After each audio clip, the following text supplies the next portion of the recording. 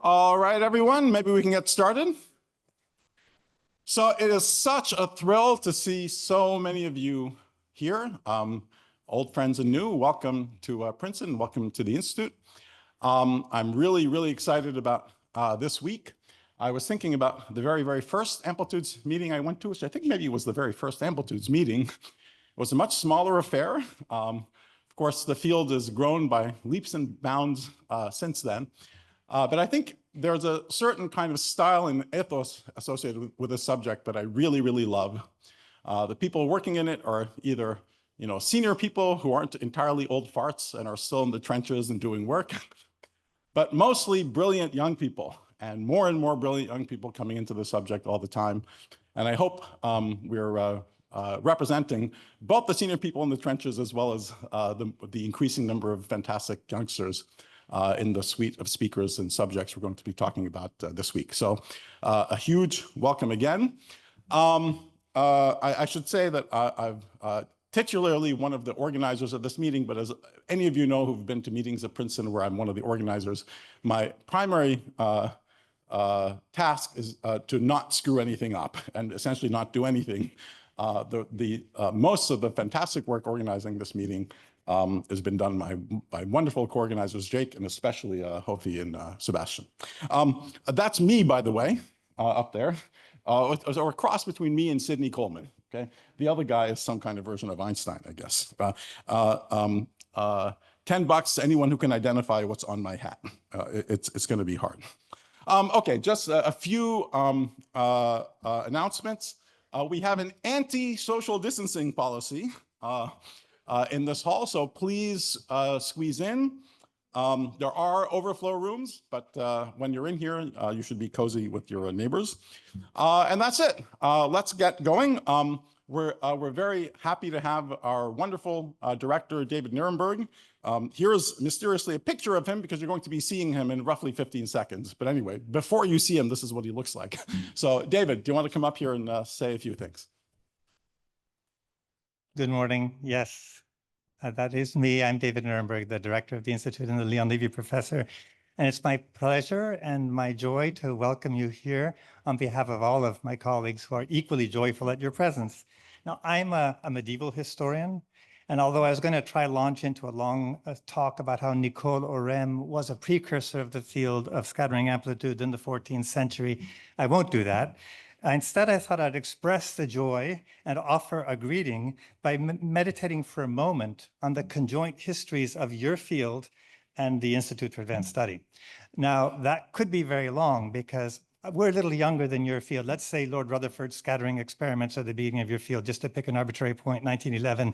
We're founded in 1933, but ever since our founding, well, founded in 1930, but first professor in 1933. But I'm a historian, the facts. But ever since our founding, our doors, our seminar rooms have been open to people making progress in the field of scattering amplitudes. Now, the reception has not always been hospitable. Usually, yes, today very, but not always. To offer just one example that I'm sure everyone here knows, in 1948, the then director, Robert Oppenheimer, criticized, some people would say belittled, and repeatedly interrupted Freeman Dyson's presentations on the application of Feynman diagrams, a critique that Oppenheimer even took public in a paper on electrons at the 8th Solvay conference. But Dyson prevailed, and after Oppenheimer's surrender in that famous two-word memo, nolo contendere, the Institute became a focal point for the dissemination of the new ideas and techniques on the subject. Over 4/5 of all the papers published that used Feynman diagrams between 1949 and 1954 in the Physical Review stemmed from the Institute's postdocs, members, or people in the network of the Institute's postdocs and members.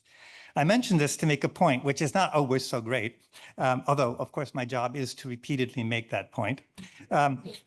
And a point not so much about Feynman, Dyson, and Oppenheimer, but about the importance of institutions as well as individuals in facilitating new forms of discovery and the dissemination of those new forms of discovery. In his history of the dispersion of Feynman diagrams, yes, there is such a history, the historian of physics David Kaiser quite rightly dedicates a chapter to the Institute and the structures of research it helped to introduce. The chapter is called Freeman Dyson and the Postdoc Cascade. Similar chapters could be written about the role of institutions in the formation and dissemination of other seminal ideas related to scattering amplitudes, whether the S-matrix, on which we had a fantastic convening just last month, or Tullio Regge's Regge theory, or Jeffrey Chu's bootstrapping program, or more recently, twistor space and twistor string theory, or the divinely named amplituhedron. Now, I confess my examples are a bit Princeton-centric, which is, I hope, forgivable, not only because it's a very ordinary sin for members of a community to confuse their customs with the laws of the universe, but also because it is my job. But for a less partial and much more informed approaches than mine, much more informed, remember I'm a medievalist, there are many places you can turn to. For example, Sri Bern, I don't know if he's here today, but Sri Bern, in the retrospective lecture he offered at Amplitudes 2021, emphasized the contributions of Stephen Park and Tomasz Taylor, the Park-Taylor formula from the 1980s. Unfortunately, they weren't members at the Institute, so I...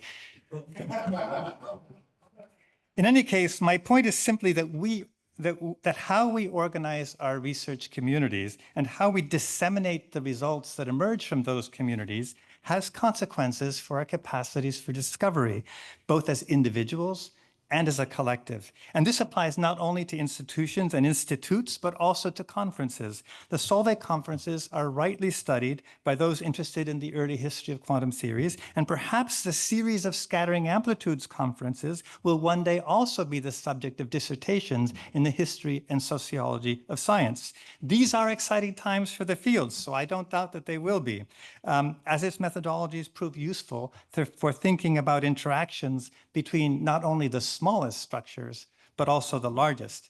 From Sebastian, I learned of Lance Dixon's 2011 paper, Scattering Amplitudes, the Most Perfect Microscopic Structures in the Universe. The title seems to me an elegant allusion to and transformation of a quote from one of the Institute's early members, see there I go again, Subrahmanyan Chandrasekhar, who once referred to black holes as, quote, the most perfect macroscopic objects there are in the universe. This citational intertwining, and I realize that literary analysis is dangerous at a physics conference, is itself a nice representation of one of the most exciting aspects of the field of scattering amplitudes today.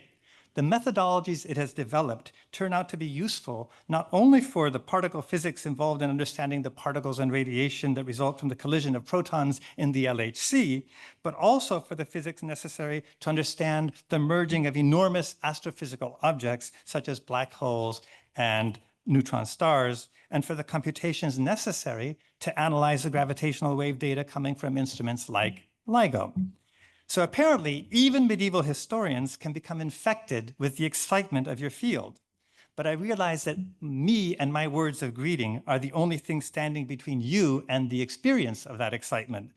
So let me thank the European Union and the European Research Council, as well as the Carl P. Feinberg Program in cross-disciplinary innovation here at the Institute for helping to support this gathering. And I'd also like to thank as well the conference organizers, Nima Arkani Hamed, Jacob Burjaili, Hofi Hannesdottir, and Sebastian Misera, and also the staff of the Institute for Advanced Study, which nourishes us and supports you every day. I have one wish for you. May Amplitudes 2024 and its summer school catalyze ideas and create connections that will prove fruitful for years to come. And now, if you'll please join me in welcoming Hofi Hannesdottir to the stage. Thank you.